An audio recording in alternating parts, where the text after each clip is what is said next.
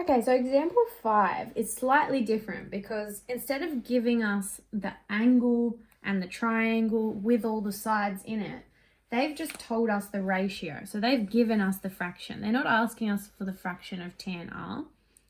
They're giving us this information. So they're saying tan r is equal to 8/15. Now, we also know what tan r means because if we think about our SOHCAHTOA, which one is tan? Tan's this one here. So that means that tan of an angle, and our angle is r in this case, tan of r is going to be equal to the side that's opposite r over the side that's adjacent to r.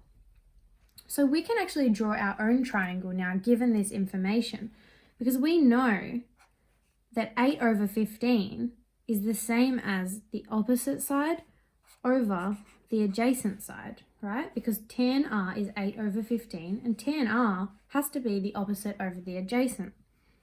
So that means we know that the opposite side is 8 and the adjacent side is 15. So we can draw our own triangle and start putting that information in. So let's draw a right angle triangle. Doesn't really matter the length of the sides, as long as it's a right angle triangle and you put your right angle in. Then we know that we've got angle r, okay, because it's tan of r. So one of these angles here has to be r. So let's just say this is angle r here. And we know that the opposite side of this angle is 8, okay? So what's opposite this angle? It's going to be this side over here on the other side of the triangle. So we know that this side has to be 8.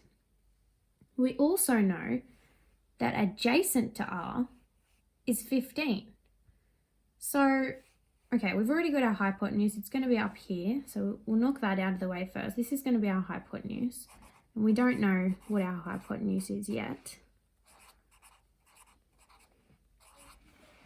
But our adjacent side, the one that's next to r, so that's going to be this one here, is 15. Okay, it can't be this side because this was the hypotenuse. So it's probably good to just quickly label the hypotenuse right at the start. As soon as you see that right angle, you know this is the hypotenuse. So this must be the adjacent here. So we've got 8, we've got 15, and we don't know what the hypotenuse is, okay? So it wants us to find the value of sine r and cos r. But in order to do that, we know we need the hypotenuse because if we're working out sine, we're using so, and you can see this h here, that's the hypotenuse, okay? So we need the hypotenuse. And if we're working out cos r, again, we've got a h here. So we need the hypotenuse again. So we need to find a way of working out what this hypotenuse is. But if I can take your memory back to year 8 and Pythagoras' theorem, we actually have a way of working out what x is. We have a way of working out the unknown side in a right angled triangle. Because we know Pythagoras' theorem tells us that c squared equals a squared plus b squared. And we've got a and b, so we can find c. So in our case, our c squared is up here. It's our hypotenuse. We labeled it x. So let's just say that c squared is actually x squared. And a squared and b squared can be either one of these. So it's 8 squared plus 15 squared.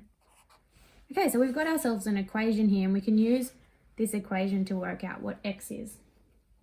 So x squared is going to be 8 squared plus 15 squared. And if you do that on a calculator, you'll end up with 8 squared plus 15 squared gives you 289. So we've got x squared equals 289.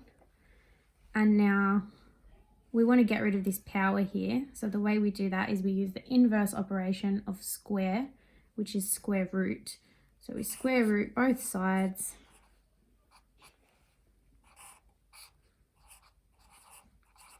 And usually when we do this, we get two answers, a positive and a negative. But because it's just a length, we can't have a negative length, so we're only going to use the positive answer. Okay, so we get rid of that power there. We end up with x. And over here, we've got plus or minus the square root of 289, which is plus or minus 17. But it doesn't make sense to have negative 17 as our hypotenuse because it's a length. So it has to be 17. Okay, so now we've got all our sides. We can work out our ratios. So this hypotenuse here is no longer x. It's just going to be 17. All right, so now we can find the value of sine r and cos r because we just need the opposite and the hypotenuse, the adjacent and the hypotenuse. And we've got all of our sides now. So sine of r is so it's opposite over hypotenuse. And the opposite of r is over here, 8. And the hypotenuse is 17. So it's 8 over 17. And now cos of r, we're using this part of so katoa. So it's going to be adjacent over hypotenuse. And so we need the adjacent side of r. Well, adjacent to r is 15. And the hypotenuse, we already said the hypotenuse is 17. So there we go. We found sine r and cos r. We just needed to use Pythagoras and a diagram of the triangle to work out what that third side was. And then we were able to use all three sides to find sine of r and cos of r.